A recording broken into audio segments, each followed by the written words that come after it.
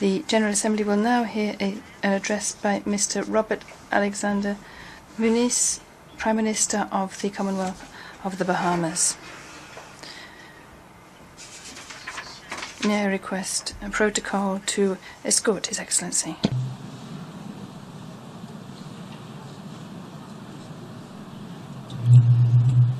ببالغ السرور أرحب بمعالي السيد هوبرت ألكسندر مينيز رئيس وزراء جزر Commonwealth وأدعوه إلى مخاطبة الجمعية العامة. On your election to the presidency of the 74th session of the United Nations General Assembly.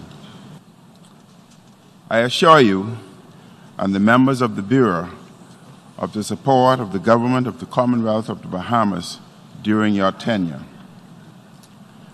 I also extend congratulations to your predecessor for her leadership of the 73rd session. It is my privilege to speak in this assembly on behalf of the people of the Bahamas. In the context of the global climate emergency, it is also my responsibility as a citizen of a vulnerable state to speak on behalf of the community of small island developing states, on behalf of the peoples of the Caribbean and CARICOM, on behalf of coastal communities and others around the world who are especially vulnerable from rising sea levels and from increasingly powerful storms. I commend Secretary General His Excellency Antonio Guterres for his extraordinary leadership in focusing the international community on the global climate emergency. This global emergency poses a myriad and dire effects for all of humanity, especially the poorest in the global commons. I thank His Excellency for his visit to the Bahamas in the aftermath of Hurricane Dorian, which was one of the most destructive hurricanes the Atlantic has ever generated. It is a generational tragedy for the Bahamas. Hurricane Dorian decimated or devastated swaths of Grand Bahama Island, Abaco, and the Abaco Keys, respectively, our second and third most populated centers. I also thank Undersecretary General for Humanitarian Affairs and Emergency Relief Coordinator, Mark Lowcock, for his visit in the immediate aftermath of Hurricane Dorian. Mr. President, the Bahamas is an archipelago of many islands and keys, stretching over approximately 750 miles from off the southeast coast of Florida in the United States of America to the northeastern tip of the Republic of Cuba. We inhabit approximately 180,000 square miles of ocean with 16 principal islands, with cities, towns, and settlements, with names like Marsh Harbor, Hope Town, 8 Mile Rock, West End, and Sweetings Keys, reflecting the rich and diverse heritage of our country. Canadian astronaut Chris Hadfield once noted, and I quote, "From space, the Bahamas is the most beautiful place on Earth." He went on to say, the Bahamas are gorgeous. The deep trench in the ocean floor, called the tongue of the ocean, which comes between the islands, is the most beautiful, deep indigo color, end quote. With great pride, we delight in sharing our archipelago, our vibrant culture, and our natural wonders with millions of visitors from around the world. Tourism is our principal industry. We are stewards of this natural treasury for ourselves and for humanity. But this surpassing beauty and our very existence as a country of many low-lying islands and over 2,400 keys are under grave threat. It is a threat which we did not cause. It is a threat which we cannot survive on our own. While many countries have coastal cities or zones, the entire Bahamas is a coastal zone of many keys and islands in an extensive archipelago. Over the last 3 decades, hurricanes have grown increasingly lethal throughout our region. In the words of the Secretary General, they have come, and I quote, turbocharged. The Bahamas experienced major hurricanes in 2015, 2016, and 2017. But on the 1st of this month of September, we experienced something way beyond anything we have seen before. Hurricane Dorian, an unprecedented destructive force of wind, rain, and sea surge, ripped into the islands of the northern Bahamas. The naturally warm aquamarine and jade waters of the Bahamas, made even warmer by the emission of earth-warming carbon gases, were rapidly forged and mobilized into instruments of death and destruction. With unrelenting fury, Hurricane Dorian lingered for painful hours on end with its deadly force, laying waste to communities where children were preparing for the beginning of a new school year.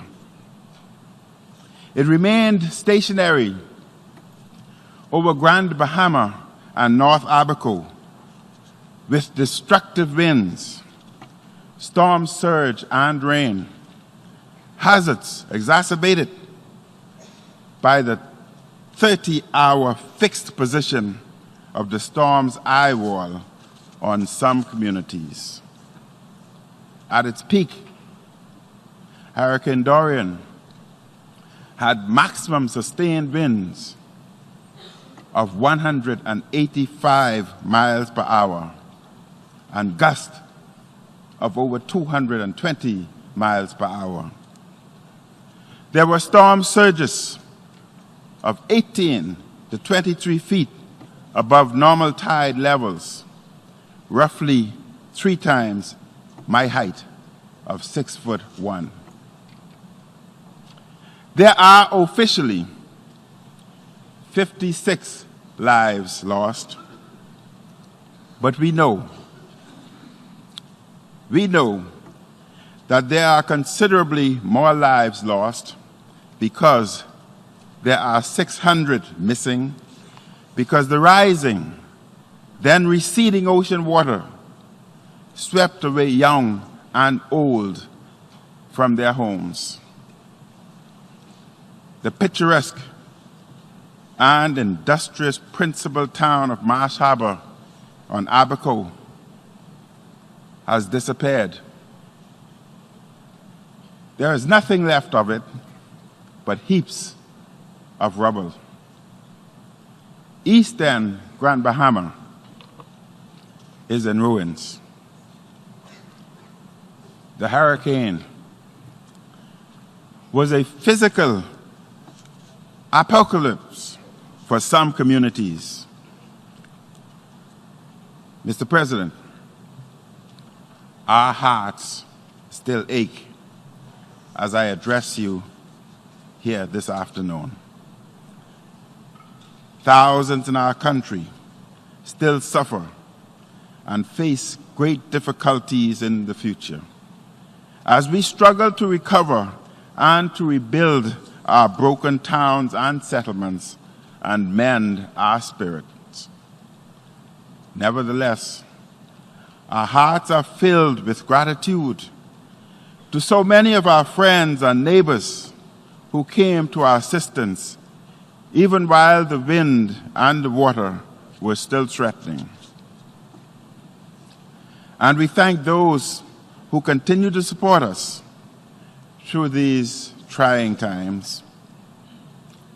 In addition to the brave men and women of our Royal Bahamas Defense Force, the Royal Bahamas Police Force, we were aided by officers from the U.S. Coast Guard, by our CARICOM friends and partners, including security personnel from Jamaica, Trinidad and Tobago, the Canadian Royal Air Force, the British Royal Navy, and the Royal Netherlands Navy, also carrying troops from Germany, France, and Belgium.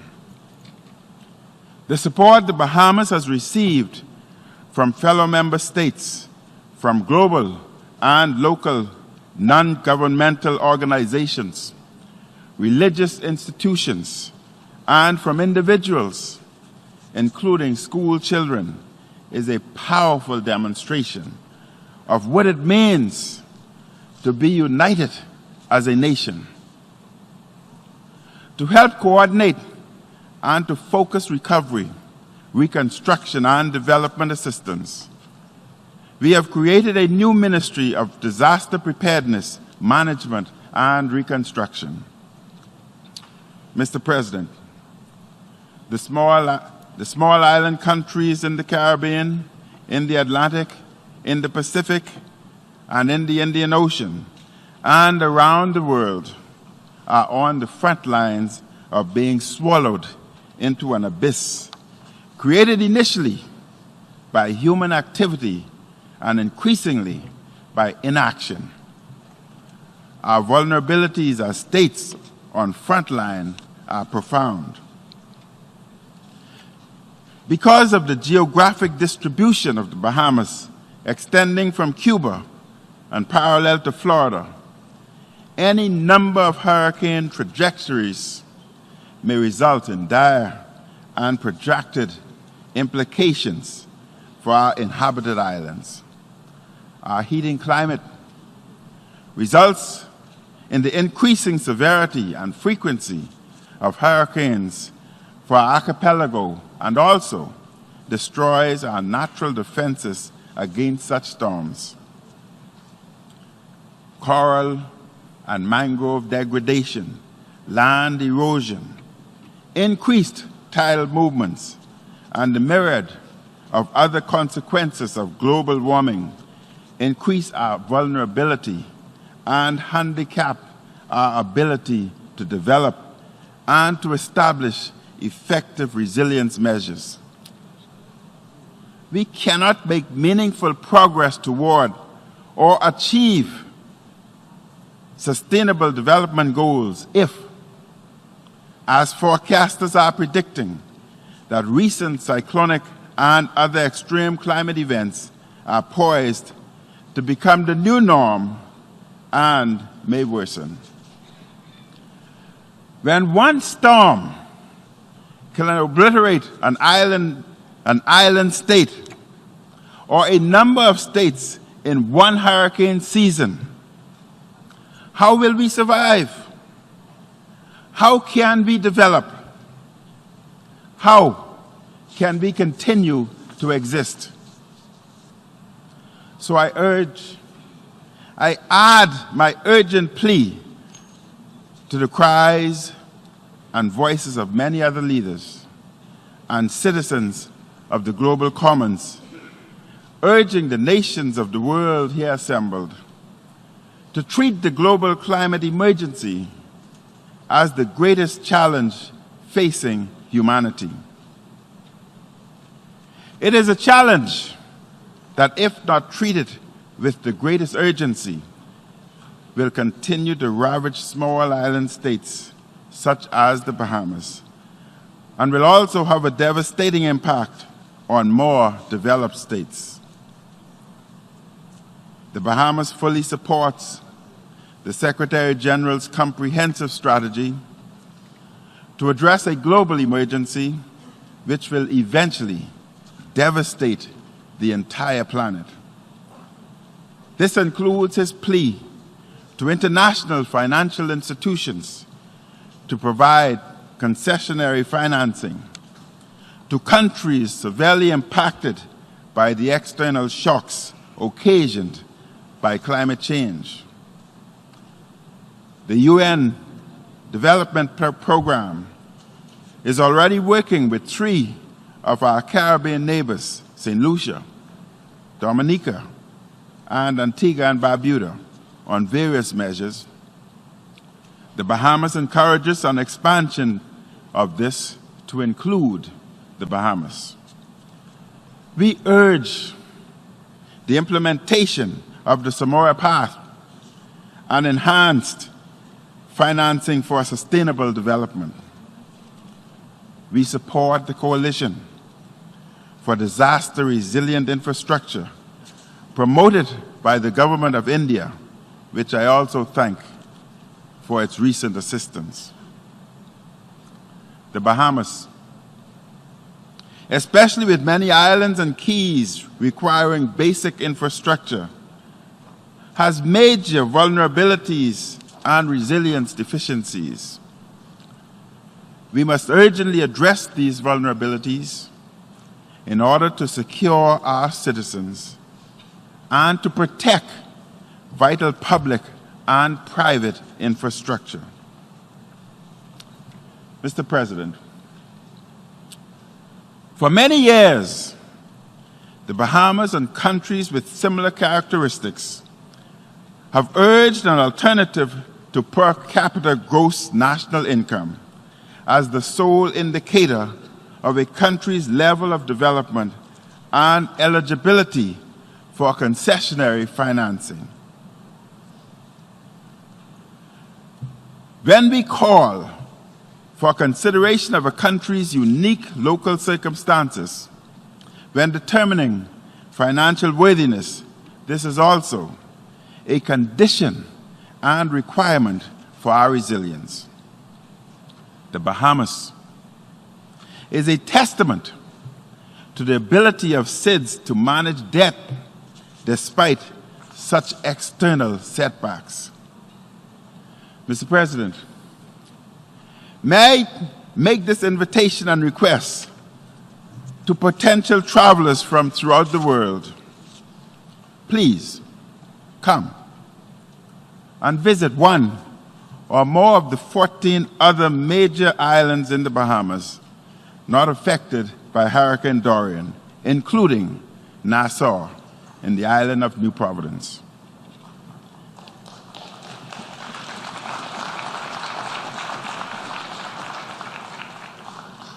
The revenue from tourists visiting the Bahamas will play a vital role in reconstructing and rebuilding the affected areas. To help rebuild and to restore Abaco, the Abaco Keys, and East Grand Bahama, the government of the Bahamas has announced that these areas will be designated as special economic recovery zones for an initial period of 3 years. This designation will enable these communities impacted by Hurricane Dorian to benefit from an extensive range of tax breaks and incentives for Bahamians and international investors. Mr. President, amidst the decimation and devastation, there is a symbol of hope and resilience in Abaco, from which we may draw inspiration and renewed energy and hope. The red and white striped iconic lighthouse at Hope Town on Elbow Key, which is featured on the back of the Bahamas $10 bill, survived Hurricane Dorian.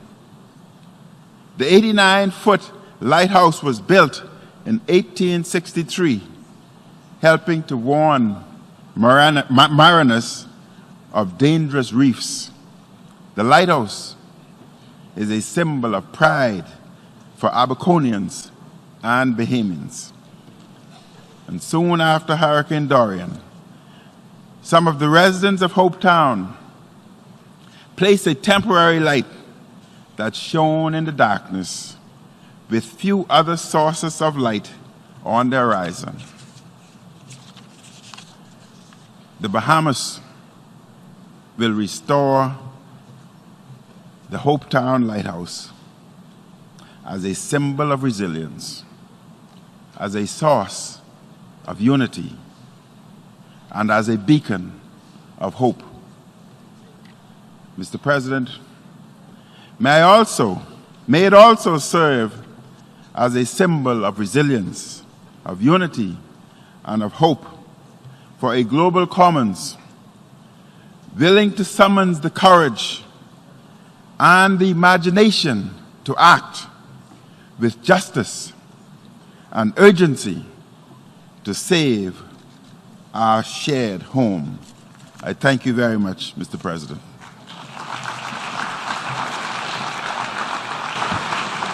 أشكر صاحب المعالي هوبرت ألكسندر مينيس رئيس وزراء كومنولث. On behalf of the General Assembly, I wish to thank the Prime Minister for the statement just made.